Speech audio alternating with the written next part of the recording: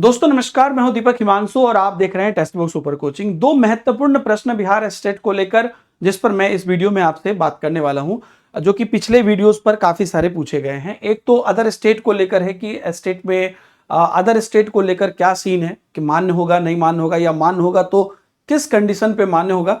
दूसरा कि क्या अपियरिंग वाले अलाउड है। अपियरिंग वाला क्वेश्चन बहुत ज्यादा है। अदर स्टेट के बारे में मैं पहले आपको क्लियर बता देता हूं कि चूंकि ये जो एग्जाम है ये आपका बीपीएससी टीआरई का प्री एग्जाम है 9, 10, 11, 12 के लिए। तो यहां पर आपको चूंकि बिहार शिक्षक भर्ती में अदर स्टेट मान्य है, तो बिहार स्टेट में भी बाय डिफॉल्ट अदर स्टेट मान्य है। लेकिन एक बात जो आपको ध्यान रखने का है अगर आप अदर स्टेट से हैं, कि जो पासिंग परसेंटेज है, क्योंकि कई बच्चे इस वजह से फंसे हैं, बाद में नौकरी भी गई है, तो क्लियर रखिएगा कि ये सिंपल सी बात है। आप किसी भी कैटेगरी से आते हैं, जैसे कि एक अमूमन मैं आपको बताता हूं कि सीटेट एग्जाम जब आप देते हैं, थोड़ा आउट ऑफ द कॉन्टेक्स्ट बात है, लेकिन सीटेट एग्जाम जब आप देते हैं तो आपको, अगर आप एससी एसटी या ओबीसी से हैं, तो आपको सीटेट 82 नंबर पर पास सर्टिफिकेट दे देता है। लेकिन अगर आप बिहार में भर्ती में जा रहे हैं और आप अदर स्टेट से हैं, तो आपको 90 नंबर चाहिए। ठीक है, आपके पास पासिंग सर्टिफिकेट है, लेकिन फिर भी मतलब कि आप जनरल की तरह काउंट होते हैं। ठीक उसी तरीके से यहां पर भी जो इनका उत्तीर्णांक है उसको आप क्लियर समझिए कि सामान्य का उत्तीर्णांक है 50%। 150 नंबर का एग्जाम होता है तो 75 नंबर आपका जो है 50% होता है। तो आपको 50% चाहिए। आप चाहे किसी भी वर्ग से हो, अगर आप अदर स्टेट के लिए मैं बोल रहा हूं, आप सामान्य में काउंट होंगे। इस पे पता नहीं बहुत कंफ्यूजन लोगों को रहती है, लेकिन ये बहुत क्लियर है। आप चाहे फीमेल हैं, बहुत फीमेल का भी जो रिजर्वेशन टीआरई में भी होता है, कई बार इस पे भी कितने सारे केस चल रहे हैं। तो कुछ नहीं है, आप अदर स्टेट से हैं तो आप सिर्फ इस कैटेगरी में आएंगे। आप फीमेल हैं किसी भी चीज में, चाहे मार्क्स के राहत में हो या क्या कहते हैं आपका जो एकेडमिक्स है उसमें हो, तो ये बेसिक रूल है। कहीं पर भी अदर स्टेट अगर जहां पे भी अलाउड है वहां पे ये चीज है। एक तो ये क्लियर हो गया, बस इस कंडीशन के साथ आपको रहेगा। दूसरा चीज कि क्या अपियरिंग वाले अलाउड होते हैं। देखिए, शुरुआती दौर में, मतलब एस्टेट की तो बात मैं नहीं कहूंगा, टीआरई में शुरुआती दौर में अपियरिंग वाले को अलाउ किया गया था वन टाइम, लेकिन उसके बाद से इस बात पे सख्त मनाही कर दी गई है।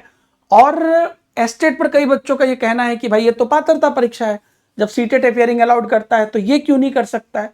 एक हद तक आपका लॉजिक बिल्कुल सही है, मैं भी इस चीज को मानता हूं कि बच्चों को मौका मिलना चाहिए, क्योंकि अल्टीमेटली वो टीआरई क्वालिफाई कर पाएंगे तभी तो। लेकिन एस्टेट के साथ क्या है, ये अपियरिंग अलाउ क्यों नहीं करता है, आपसे भी मैं आपकी टिप्पणी चाहूंगा कमेंट में। एस्टेट ये में इसलिए अलाउ नहीं करता है कि ये हमेशा एक प्री एग्जाम होगा, है ना। अभी भी आपने देखा इन्होंने अनाउंस किया कि हम 2 बार लेंगे एस्टेट, लेकिन लिया नहीं। ये हमेशा टीआरई के पहले आएगा। ठीक है, हमेशा ये आपका जो है टीआरई के पहले आएगा। जब भी आपका टीआरई होगा, जब भी आपका बीपीएससी टीआरई होगा, उसके पहले ये आएगा।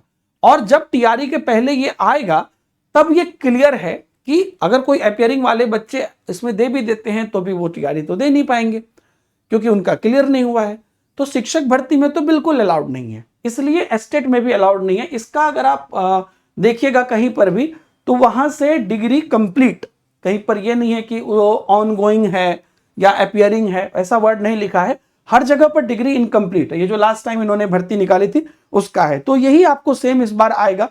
अगर कोई चेंजेज होगा तो हम आपको बताएंगे, लेकिन बहरहाल यही चीज है।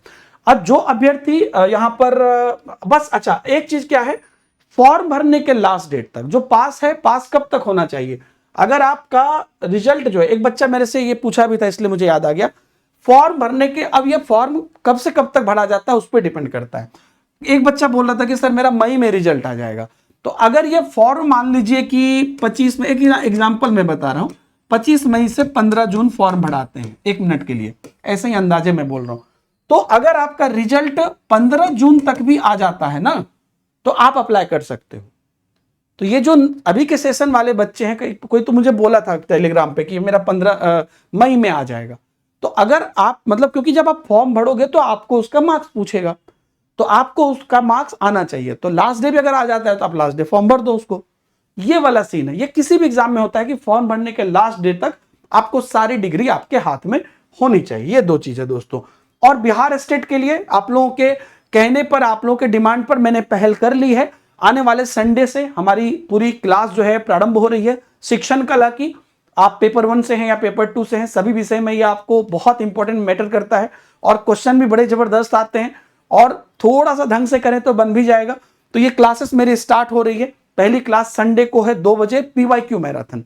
मेरा टारगेट है कि उस दिन मैं आपको सभी प्रकार के क्वेश्चन के आइडिया दे दूं कि कैसा क्वेश्चन स्टेट पूछता है और आपको आगे की तैयारी कैसे करनी है। उसके बाद फिर हम लोग शुरू कर लेंगे। दिन के 2 बजे का टाइम खाली है मेरा, उस टाइम पर मैं ये क्लास शुरू कर रहा हूं। ठीक है, इसी चैनल पर होगा, तो चैनल को आप लोग सब्सक्राइब कर लीजिए और अपना इस क्लास में जुड़िएगा। टेलीग्राम पर आपको मेरी सारी अपडेट मिलते रहेगी, क्लासेस के लिंक वगैरह भी आपको वहां पर दी हुई है, आप जाके देख सकते हैं। और कोई लोग अगर, हालांकि अभी एस्टेट की हमारी बैचेस अभी नहीं है, हम बाद में लेकर आएंगे, अभी आप लोग यूट्यूब पर पढ़िए। लेकिन अगर कोई बैचेस ज्वाइन करना चाहते हैं तो मैं आपको सजेस्ट करूंगा कि हमारे पास एक बैच है जिसमें कि बिहार शिक्षा BPSC एस्टेट के साथ साथ TRE के सभी बैचेज है, महापैक, आप उसमें ज्वाइन कर सकते हो अगर आप करना चाहते हो। नहीं तो बहरहाल आप यूट्यूब से पढ़ो और अपनी तैयारी पहले शुरू करो और अपने आप को बिल्कुल अब लगा दो। आगे की अपडेट्स के लिए भी आप लोग बने रहिएगा। Thank you very much, bye bye, जय हिंद।